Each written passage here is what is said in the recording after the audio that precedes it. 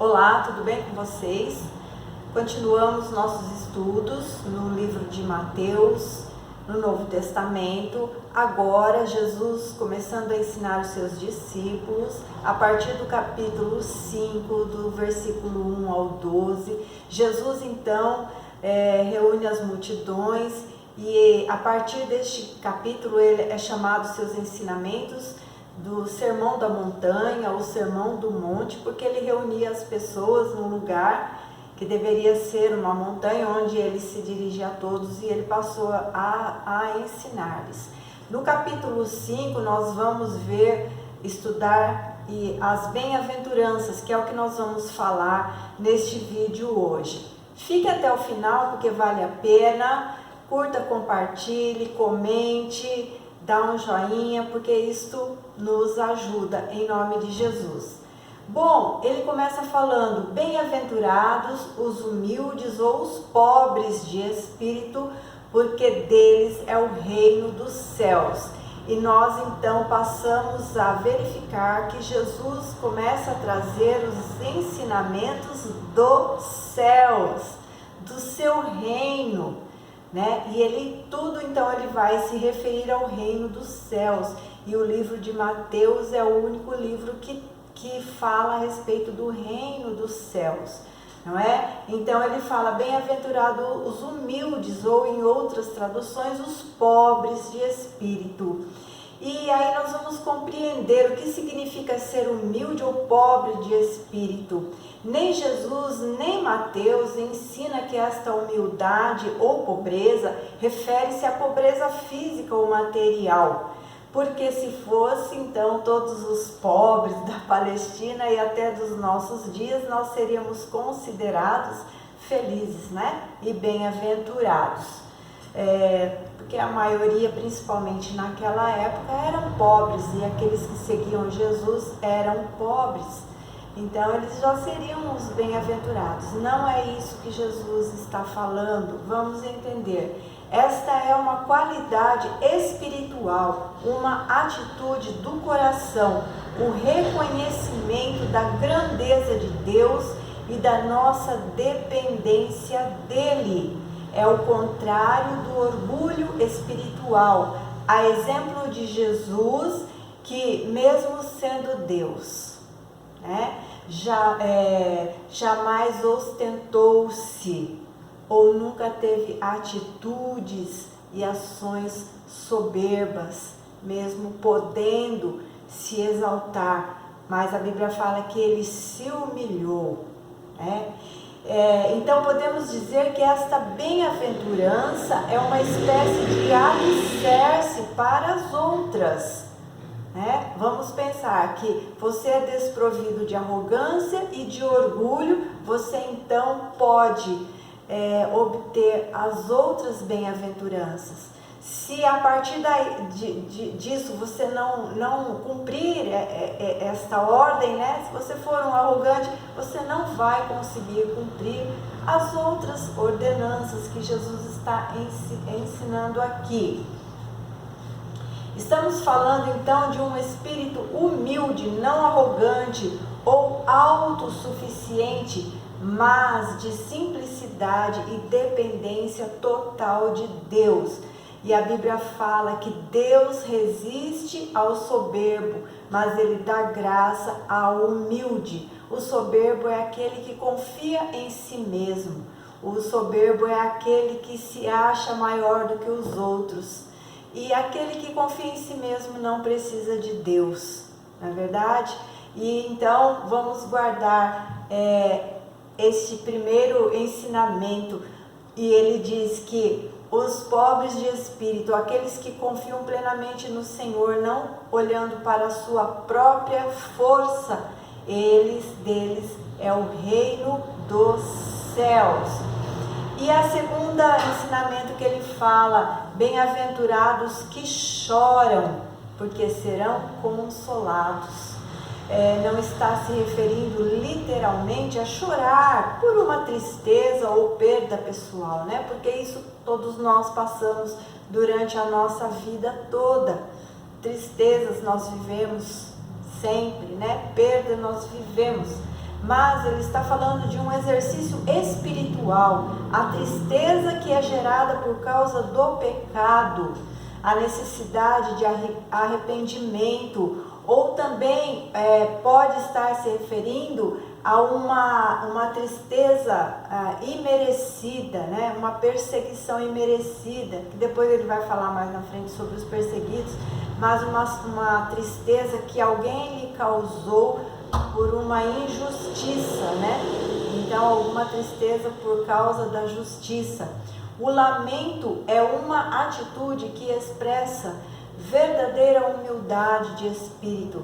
Esse lamento não é apenas pelo pecado, mas também pelo que o pecado causa à sociedade.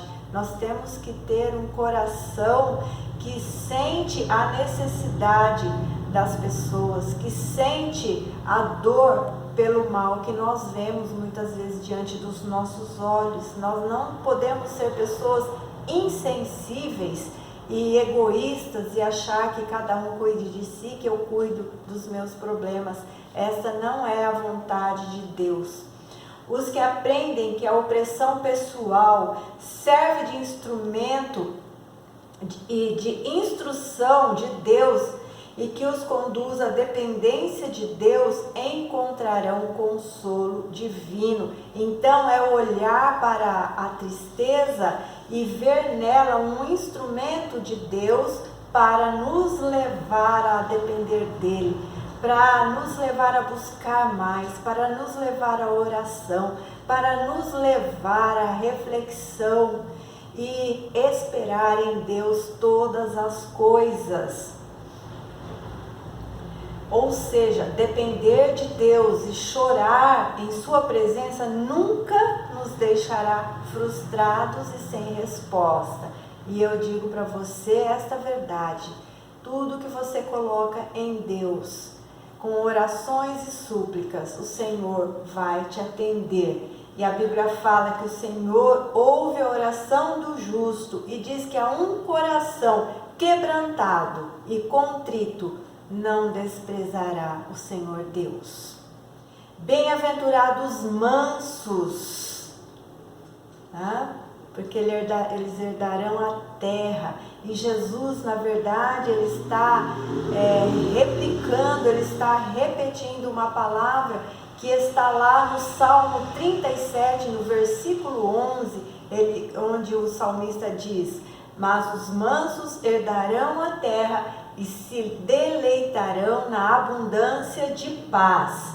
Vamos lembrar que a mansidão é um fruto do Espírito Santo na vida de uma pessoa.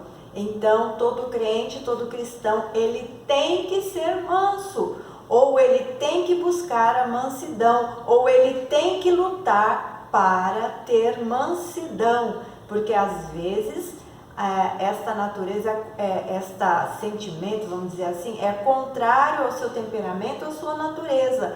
Mas se uma pessoa é cheia do Espírito Santo, ela então vai encontrar força suficiente para agir em mansidão, para ser uma pessoa mansa, né?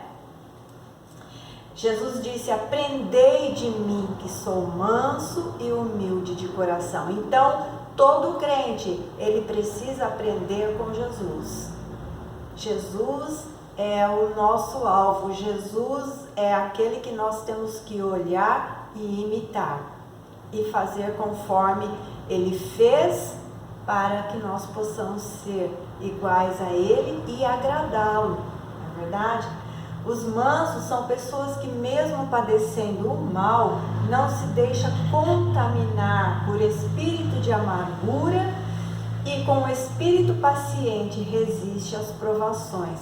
Ora, eu sei que não é fácil, eu sei que muitas vezes somos provados até o máximo, mas a própria palavra diz que nós não somos provados além das nossas forças. E a Bíblia fala que antes, quando somos provados, o Senhor nos dá o escape. Então, nós não temos desculpas para dizer que este fruto do Espírito não faça parte da nossa vida.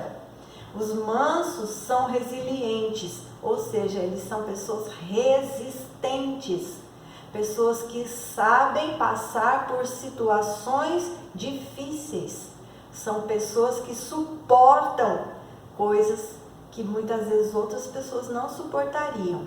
Então os mansos são resilientes, mas por causa disso eles comem o fruto da sua mansidão. Qual é o fruto da mansidão? É a paz. E qual é o contrário, né? O contrário da mansidão? Aquele que expande a sua ira. Então aquele que expande a sua ira também vai colher o fruto da sua ira. E eu não preciso nem dizer quantos frutos maus que uma ira pode causar. Mas os mansos herdarão a terra. E esta é uma palavra de Deus, é uma herança garantida, eterna, que Jesus está deixando aqui. Bem-aventurados os que têm fome e sede de justiça, porque serão fartos. Não existe coisa mais gostosa na vida de que é quando nós estamos com fome, muita fome, passamos um tempo sem comer e nós nos deparamos com uma comida diante de nós, com uma mesa, com um prato, com uma iguaria. Às vezes nem precisa também ser tanta coisa, porque às vezes a fome é tanta que uma bolacha de água e sal já vai brilhar diante dos nossos olhos. E Jesus ele está falando aqui, bem-aventurado, muito felizes são aqueles que têm fome e sede, mas do que não é de alimento, mas de justiça, porque a palavra de Deus diz que eles serão fartos, eles serão alimentados de justiça, eles serão satisfeitos de justiça. Olha que coisa linda, maravilhosa. A fome e a sede, elas eram experiências comuns para aquelas pessoas que estavam ouvindo Jesus. Então, Jesus usou, esta situação que era comum para eles, porque ali naquela montanha, provavelmente muitos não tinham o que comer. E até nós vamos ver mais para frente, Jesus ensinando, continuando a ensinar as multidões que o seguiam, quando eles passavam o dia inteiro, horas com Jesus ali, e os discípulos queriam despedir aquelas pessoas e falavam, Senhor, eles não têm nada o que comer. E aí Jesus falou para eles verem o que tinha no meio deles, e de toda a multidão só um menino tinha os pãezinhos e os peixinhos. Então aquelas multidões andavam sem comer, sem ter o que comer, e eles estavam sedentos ali, ouvindo Jesus. Então Jesus usou esta realidade para ensiná-los, e ele fala, bem-aventurado aqueles que têm fome e sede de justiça. Então ele usa essa ilustração, mostrando que nós devemos sentir esta necessidade espiritual, espiritual, de justiça, de senso de justiça, da verdade, porque a verdade é justiça, Jesus ele também padeceu de fome, ele sabia, ele foi homem de dores, e ele soube o que é padecer. O desejo é tão intenso que se transforma em dor, quando a gente está com fome, se transforma em dor e sofrimento. Jesus mostra que nós devemos sentir tal desejo em relação às coisas espirituais relativas à justiça, como alguém que está padecendo por falta de comida e bebida. Assim também devemos padecer pela falta da justiça e buscá-la, como alguém que necessita dela para sobreviver. É aquela questão, estando as coisas tudo bem para mim, deixa para lá o resto. E nós não podemos ser assim, nós não podemos ser omissos, nós não podemos ser aquelas pessoas egoístas, que se está tudo bem para você, se você tem tudo o que comer, o que beber, se está tudo bem na tua casa, então não me importa se o outro padece, se o outro tem fome, se o outro está sofrendo. Não é isso que Jesus está ensinando aqui. Jesus, ele é a nossa justiça. Jesus, ele é o justo. Jesus é o justo advogado. Jesus é o que faz juízo. Jesus é o que nos justificou e nos tornou justo perante o Pai. Então tudo que vem dele é justo, é justiça e é o que ele faz e fez por nós. E para todo aquele que tem fome e sede de justiça, eles serão fartos. Nós seremos fartos desta justiça. E quando nós precisarmos dela, nós podemos confiar que o Senhor se levantará em justiça na nossa vida.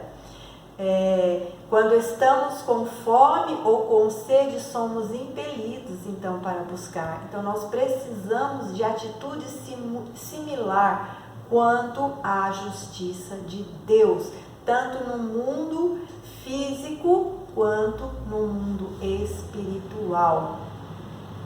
A alma também tem fome e precisamos alimentar nossa alma com atos de justiça, porque o Senhor promete nos saciar.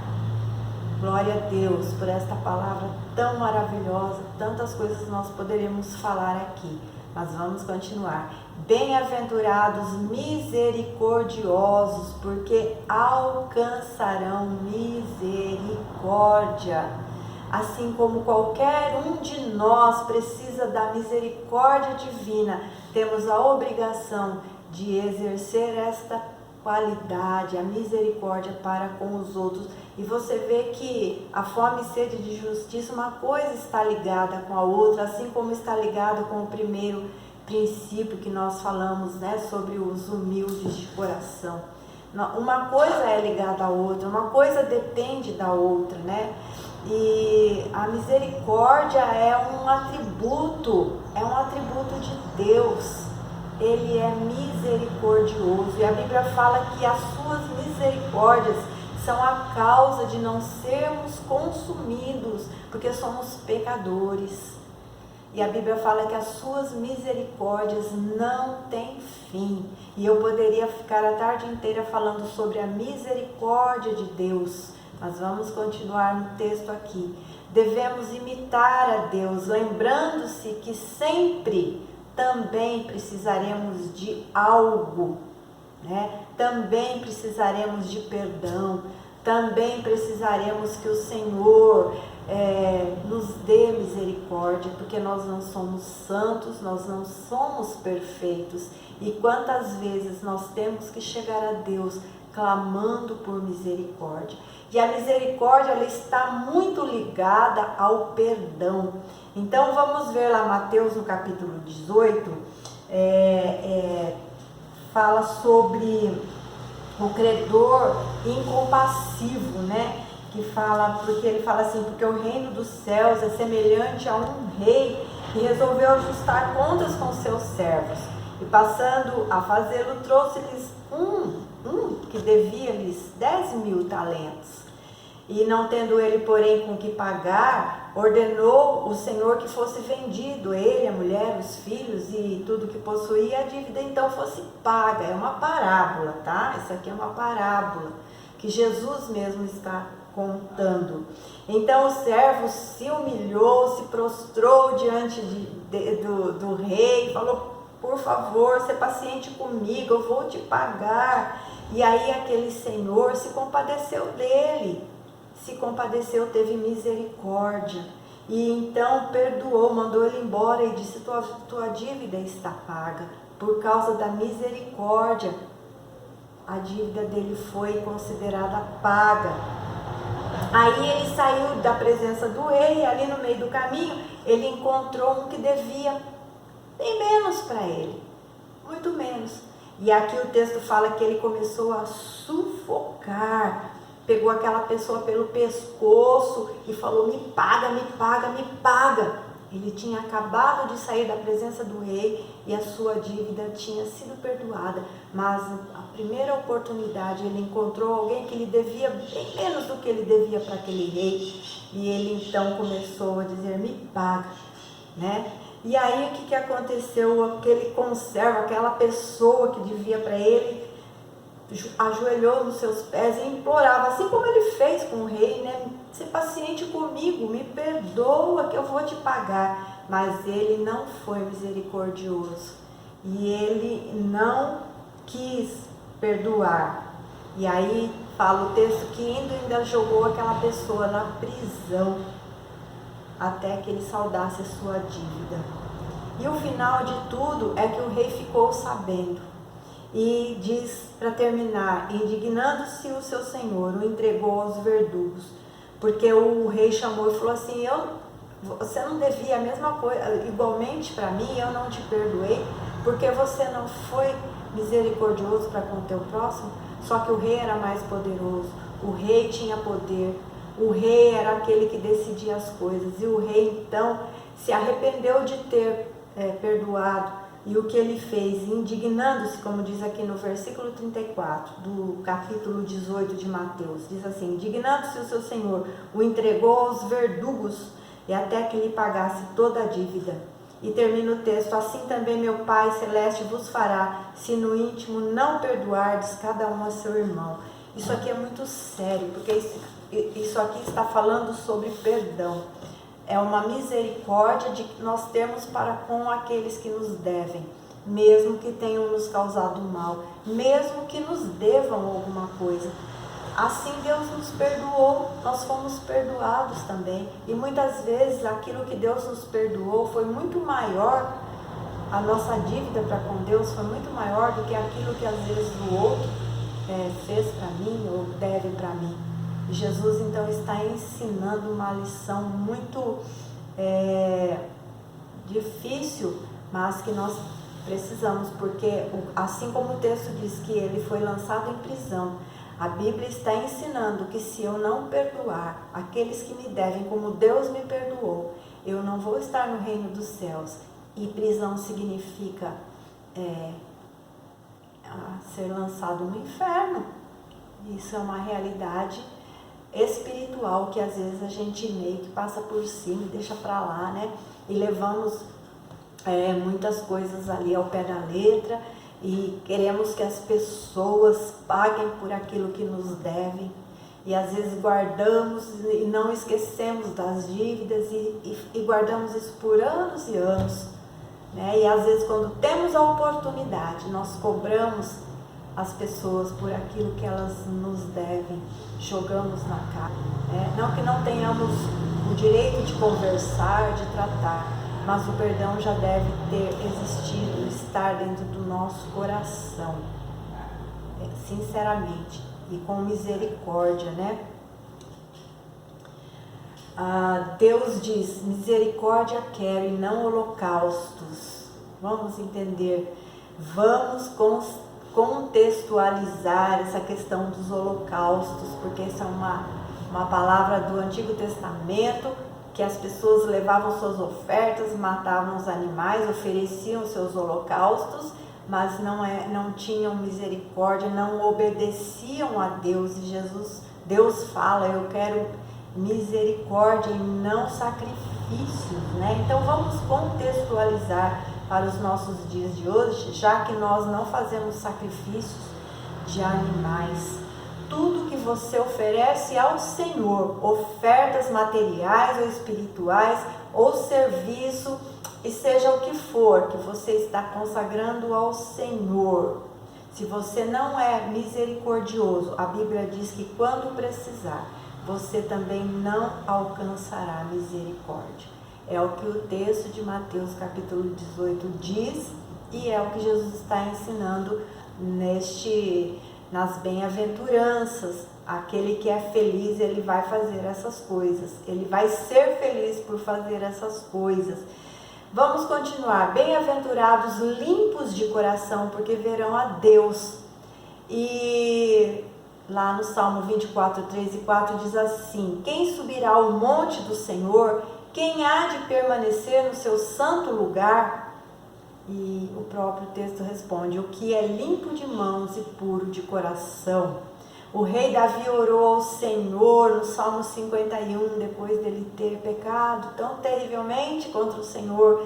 Ele pediu, ele disse, cria em mim, ó Deus, um coração puro e renova em mim um espírito reto, um espírito inabalável. Quem nos limpa o coração não somos nós mesmos, meus queridos, mas é o Espírito Santo de Deus. Nós não podemos, nós temos que confessar nossos pecados, tirar daqui e passar para o Senhor, que o Espírito Santo vem e Ele limpa os nossos corações. Enquanto os líderes judaicos insistiam sobre a pureza cerimonial, porque agora vamos voltar para o contexto de Jesus, na época que ele estava ensinando, eles se preocupavam com a pureza cerimonial e a pureza da lei. Jesus mostra que Deus se interessa pelo coração, pelo homem interior, quanto ao seu caráter, na sua própria condição de ser. A justiça de Deus deve guiar nossa vida, criando no homem interior transformação que nos levará a Deus. Só um coração puro, limpo, vai ver Deus, tá? E isso é para agora e para a eternidade. Bem-aventurados pacificadores, não somente os dotados de natureza pacífica, ou que não protestam, ou que preferem a paz ao desacordo, mas aqueles que promovem a paz e procuram estabelecer a harmonia entre os inimigos. Hoje é mais fácil nós vermos, até mesmo entre os crentes, né? As pessoas querendo ver o parquinho pegar fogo, né? Às vezes as pessoas até se agradam, se alegram de ver as coisas, né? E dando mal com o próximo, mas quando é com ele não, né? Então, a Bíblia fala, eles serão os pacificadores, eles serão chamados filhos de Deus. Então significa que aqueles que não promovem paz e não são pacificadores, não são filhos de Deus, porque Deus é Deus de paz. Como eu posso ser filho de um Deus de paz e eu não ser uma pessoa de paz? Eu não posso, não tem como, porque a nossa natureza espiritual, ela vem de Deus, né?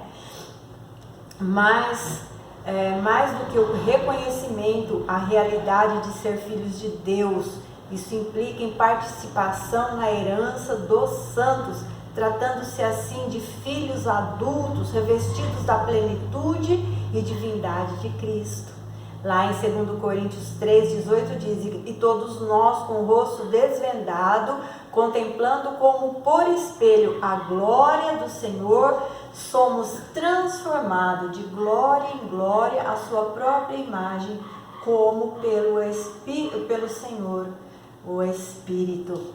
Não é que a gente vai estar sempre brilhando, porque esse texto está se referindo a Moisés, quando desceu do monte, seu rosto brilhava. Ele não queria tirar o véu para não mostrar que o brilho estava sumindo, porque era natural. Então nossa vida não vai estar sempre brilhando, mas a Bíblia está falando aqui que de glória em glória nós somos renovados, somos revestidos à própria imagem do Senhor. Nós vamos vencendo e nós vamos brilhando novamente, nós vamos vencendo e nós vamos brilhando novamente. E para terminar, que está o tempo corrido, bem-aventurados perseguidos por causa da justiça, porque deles é o reino dos céus.